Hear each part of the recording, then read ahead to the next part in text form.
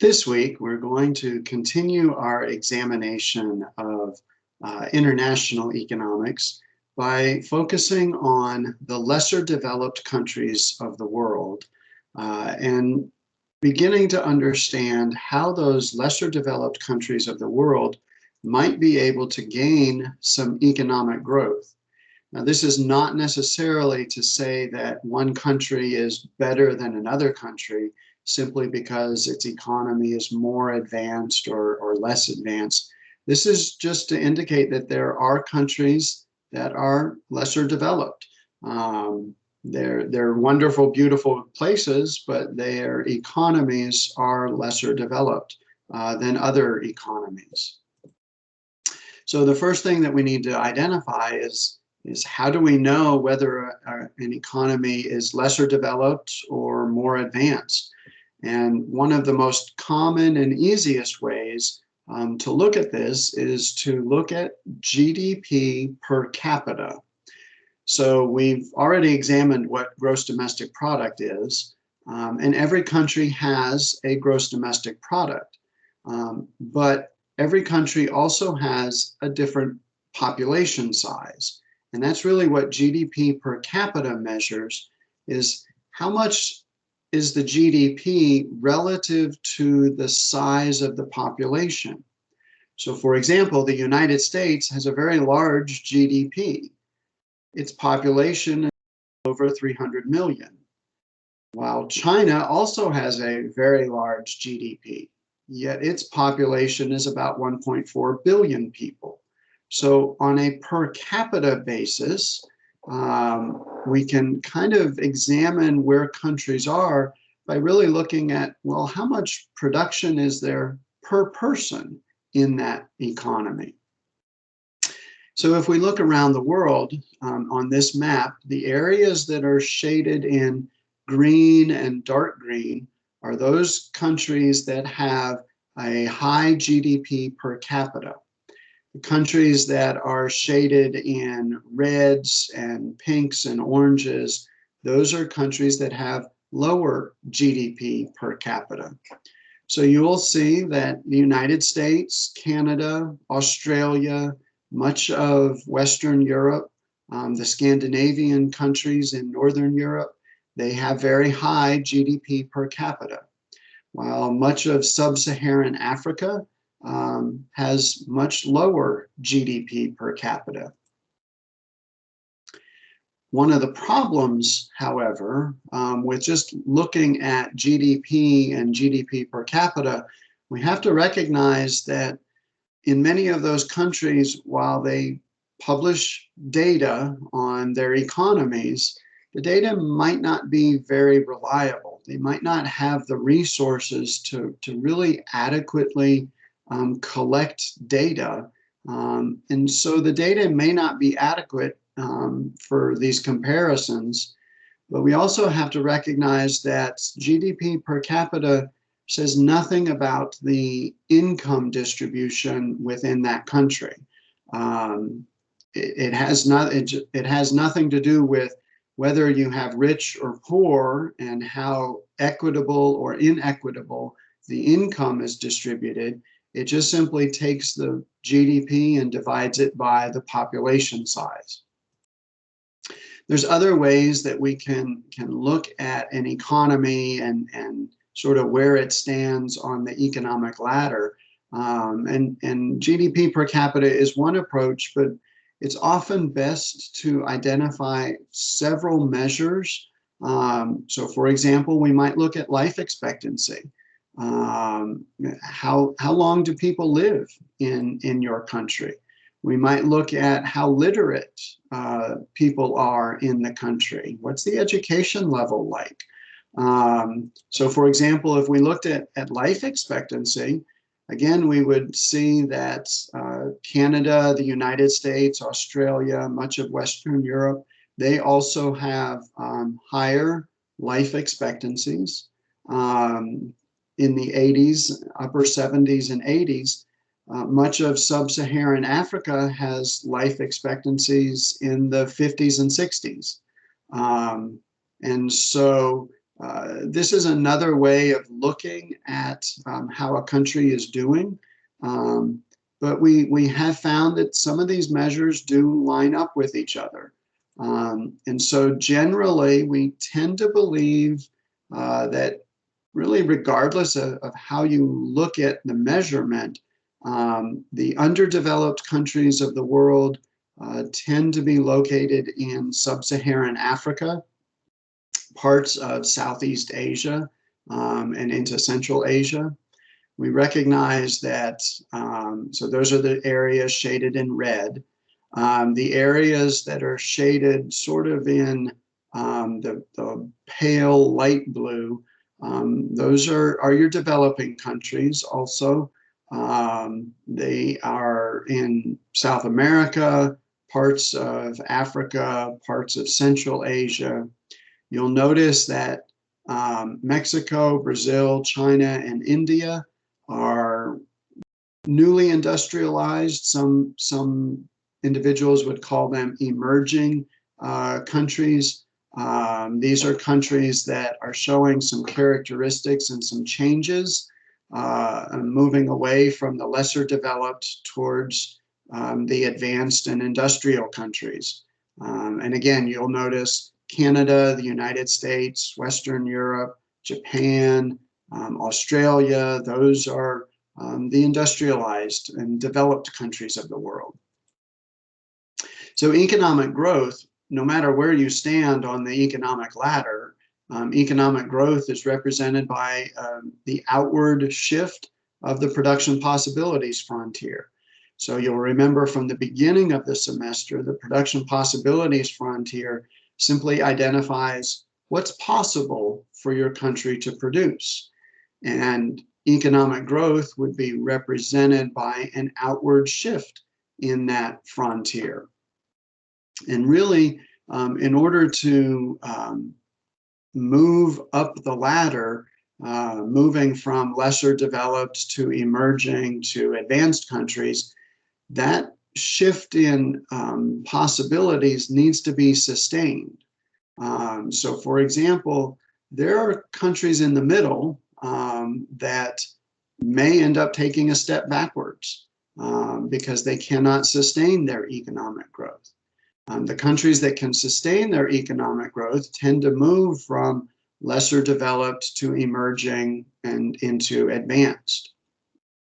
So I will caution you also that in looking at sort of the state of the world and where countries are on this spectrum, on this ladder of economies, I would caution you to remember that about 200 years ago, most of the world would be identified as a lesser developed country. By today's standards, it really hasn't been but in the last 100 years or so that we've really started to experience sustained economic growth in the countries that we now identify as advanced. So how do countries experience economic growth? We have to look at where you're starting from. So these lesser developed countries tend to be primarily based on agriculture. They tend to focus on food production, and it may not necessarily even be food production to trade with the rest of the world. It may simply be to sustain their own population. So that's called subsistence farming. And so many of these lesser developed countries, they're really focusing on survival. They're trying to feed themselves. Part of their challenge, however, is they have limited land resources and they might have limited education to be able to use those land resources. So the country may actually simply be a small country. It might not have a lot of land to work with. So for example, the country of El Salvador in Central America is a much smaller country than Mexico or Canada even. It's a very tiny country. The country of Haiti in the Caribbean is a very tiny country.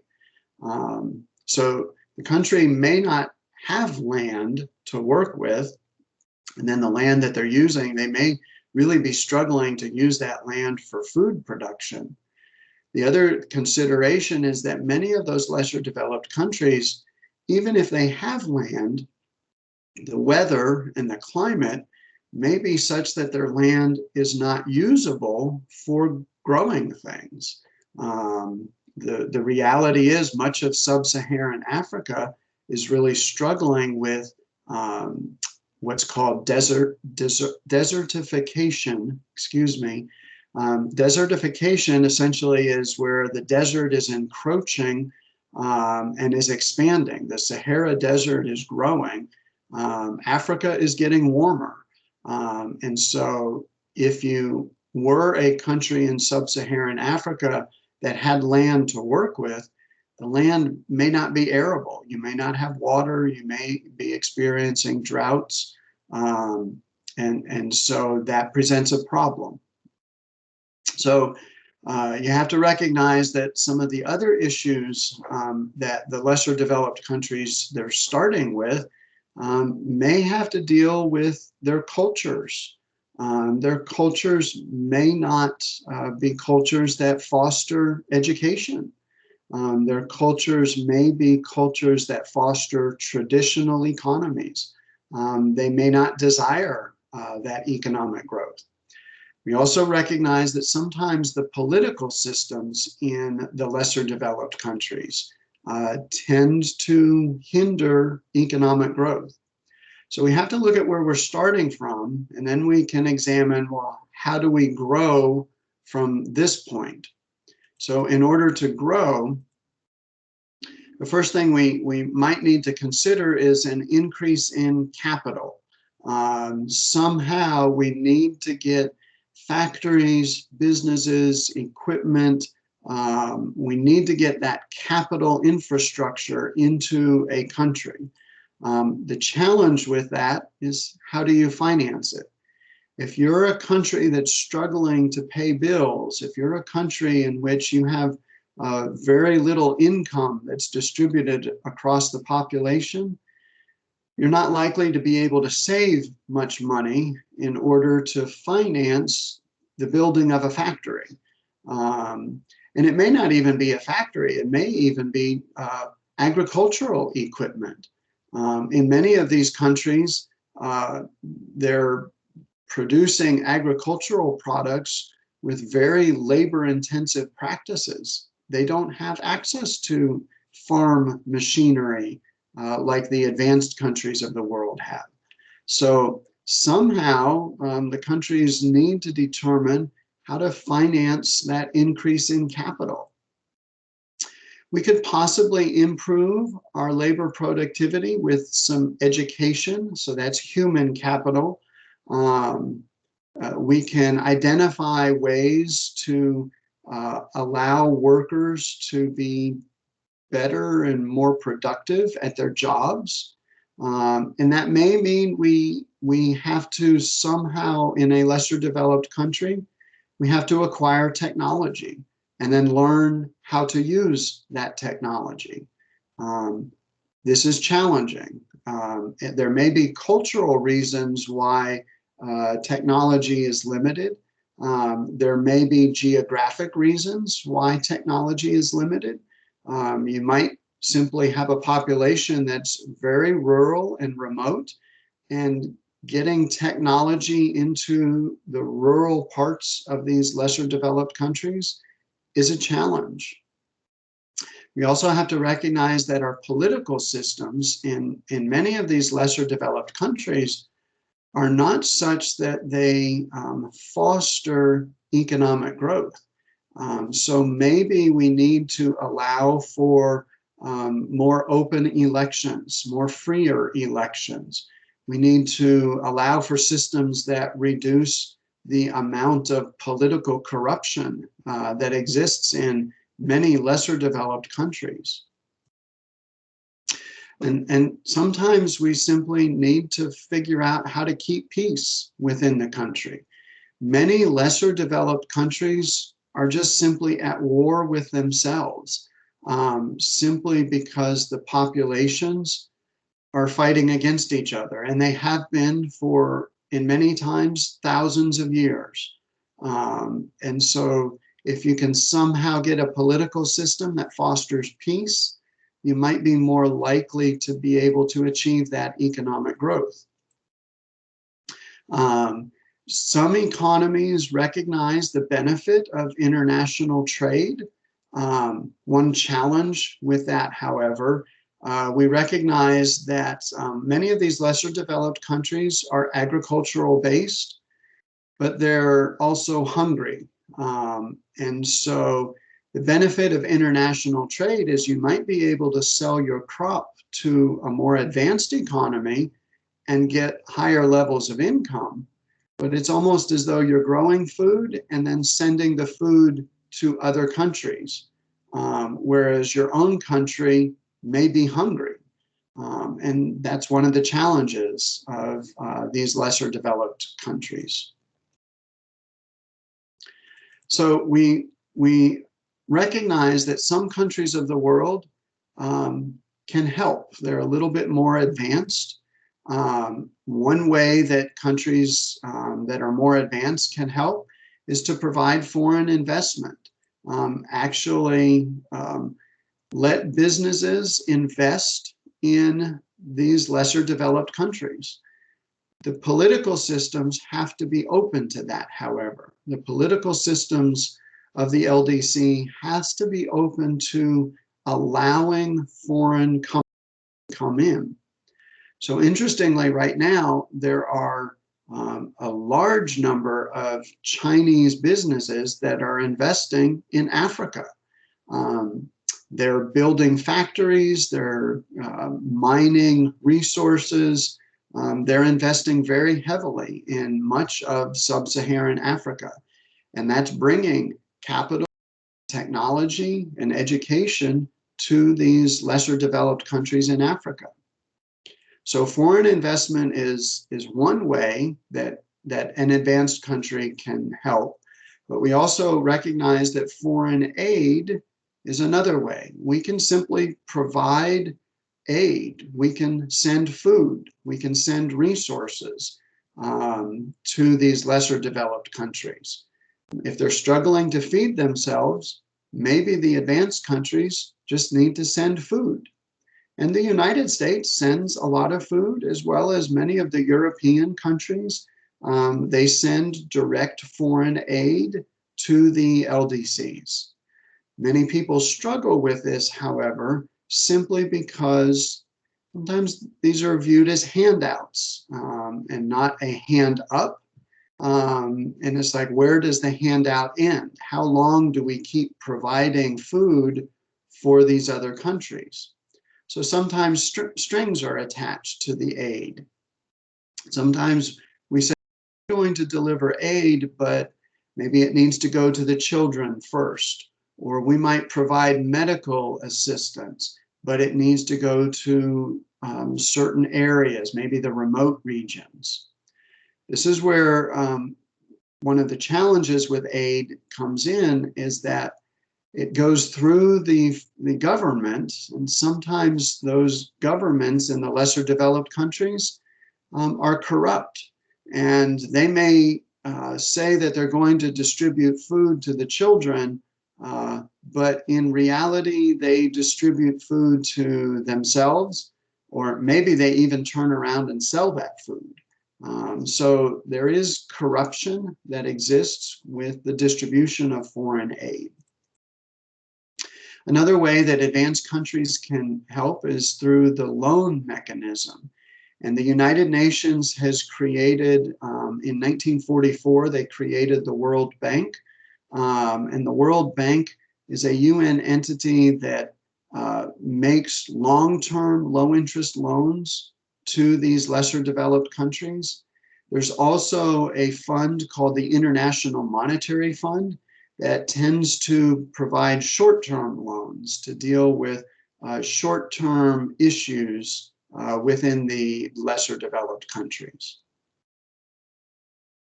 So we recognize that there are countries that are lesser developed and countries that are more developed. We examined how we can kind of rank countries based on whether or more advanced. This is, again, not to say that a country is better or worse.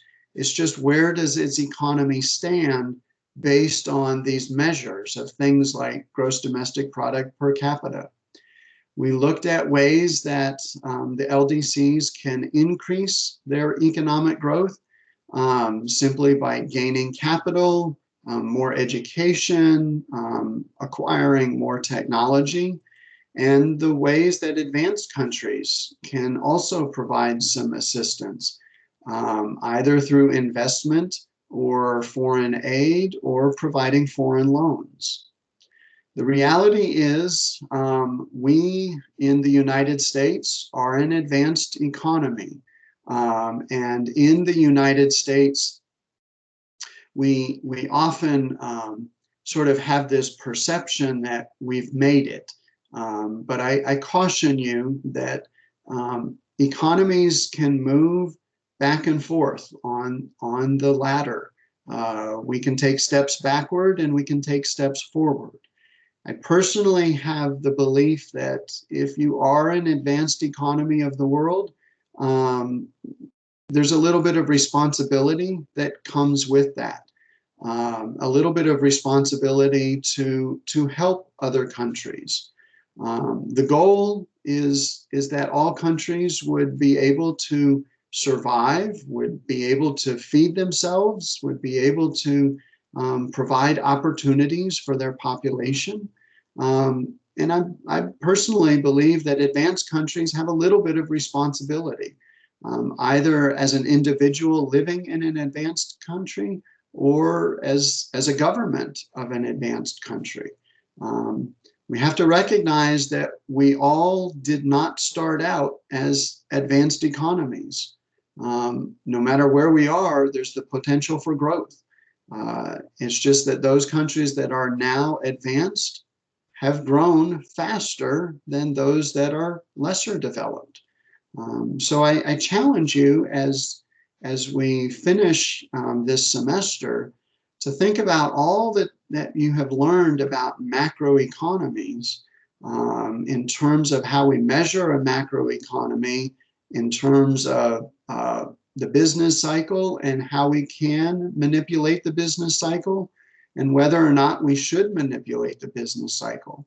But knowing all of that detail about a macroeconomy, recognize then that there are other countries in this world that are facing struggles. Some of the same economic struggles that we face, we might have better systems in place to deal with those struggles. We have a system in which the government and the Federal Reserve can provide some confidence and some safety nets. Not all countries of the world have those opportunities. So I personally believe the advanced countries do have a little bit of responsibility. Not everybody shares that belief, and I recognize that. But I would challenge you, and no matter what you're thinking, just to at least recognize that we all did not start out as advanced countries. We have grown. And so one goal is to help lesser developed countries also achieve that economic growth.